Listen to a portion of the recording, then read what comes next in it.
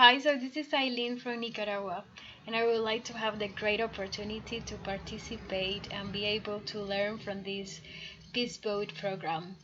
And the reason why I think I will be able to contribute and I will be able to gain experience and knowledge from this trip is because I'm very, very committed to the ideals of peace, freedom, equality, and prosperity for all. So I would like to talk to you about my background and why I believe I fit and match the goals of the Peace Boat.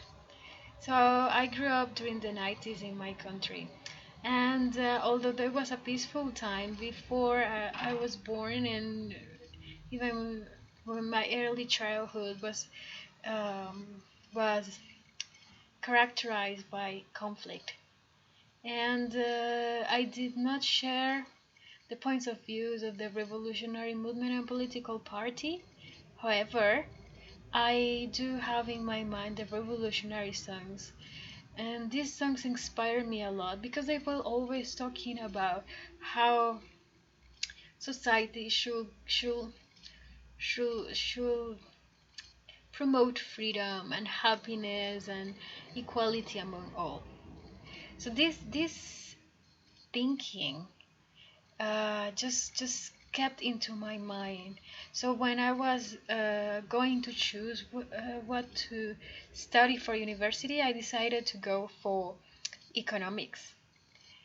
Because I wanted to know the foundations to achieve this economic development, this social development, and this prosperity and education for all. And I was lucky enough to be granted a scholarship to go to Taiwan, where I study economics and also Chinese. So after graduation, I worked in an NGO that targeted children who work in market communities. And during this time, I faced so much um, hardships understanding how to solve issues related to promoting education, quality education, when you don't have the enough human resources and you don't have financial resources either. I will come back to this issue later on in this video. At the same time, I was working as a monitor assistant of ODA for the Ministry of Foreign Affairs of my country. So in this way, I was able to understand how the follow-up of ODA is made by the government, and also to see some inefficiencies in the process of coordinating aid and executing projects. So it was sad to see how the resources sometimes get to we miss the opportunity to use these external resources to finance development and to reduce poverty. Then after that, um, after working for the government, I was able to get accepted to university in Korea, Kyunghee University, where I studied Korean economy, the development of the Korean economy. So a lot of people usually ask me, so why did you choose to study something that nobody really cares about? And well, this happens not to be that true. Actually, the Korean case is a very extraordinary case. Korea went from being one of the poorest nations in the world in 1950s and 60s to be one of the most dynamic economies nowadays. So how they achieved this without financial resources, without like being splitted and having so much troubles. So this experience can draw so many lessons for developing nations that want to achieve rapid economic growth and social development and industrialization.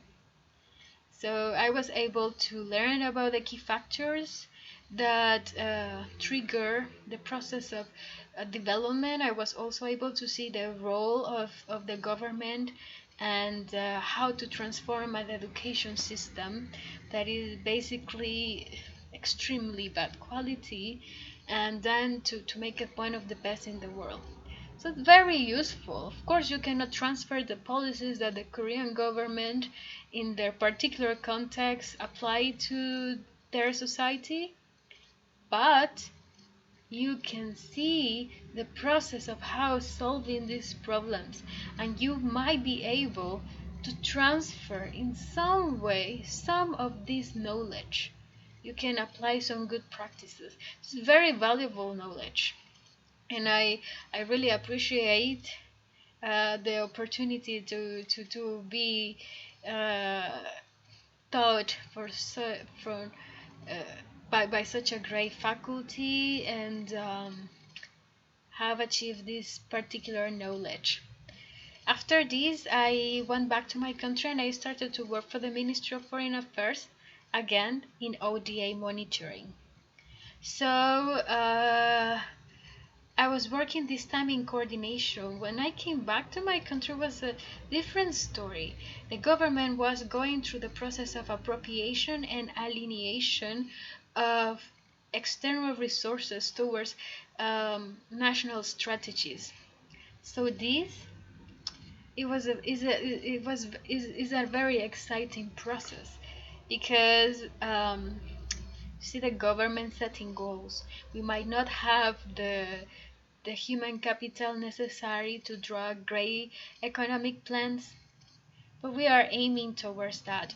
However, there is a huge need of understanding how to mobilize domestic resources in order to finance development, and this is my new interest.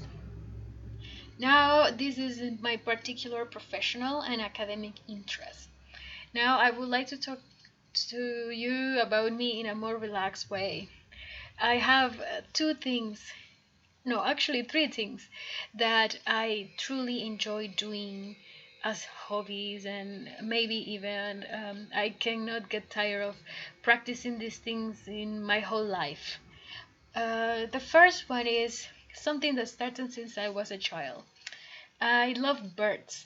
And in my country, the traffic of wildlife, specifically parrots, is very widespread. And so many parrots died in order for one person to have one parrot in a cage during the whole life of the parrot, which is very sad thing. And a lot of suffering and a lot of blood and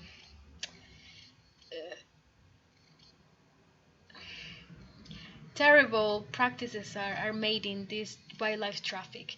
So I started to rescue parrots since I'm small. So nowadays I still rescue parrots. In my house I have many parrots. Sadly, I'm not in my country right now, so I cannot videotape them. Um, Maybe I will attach some pictures of my parrots nowadays. And I keep trying to provide some home and relief to some parrots that have endured very difficult life in the hands of people that took them out of their natural environment and then didn't take care of them properly. The other thing that I really enjoy is to read G.K. Chesterton books. I This man has really inspired my life and had made me truly believe that is the common man, the most extraordinary thing on earth, and we should have to work for to provide the common man what he needs, and what he needs is his house, and his house should be his castle and his palace, and he should rule freely inside his house. And our economy and our economic system and our legal system, everything should be focused on letting the common man be in a healthy common man and to be free. And the third thing is that I love fitness and weightlifting. So I did this for a long time. Nowadays I'm not doing it because I'm a little bit sick. But I'm recovering and I'm very excited that soon I will be able to go back to the gym and do some fitness. I actually taught some fitness class to some people when I was studying in Korea, and also I'd taught some Spanish lessons for the Spanish department of Kyunghee University. Anyways, so these activities, one, two, three, um, I would like to be able to share my knowledge and my passion towards um, parrots conservation and wildlife conservation, and also environment awareness. Then I will also like to uh, teach some people how to exercise, to do some weightlifting for female and even for male. And also, I would like to give a lecture so people start to learn about the Korean development history and also about Chesterton. So this is pretty much what I would like to say about me, and I will be really happy if I get accepted and I can, come on board with you and learn from this wonderful experience. Thank you. Bye.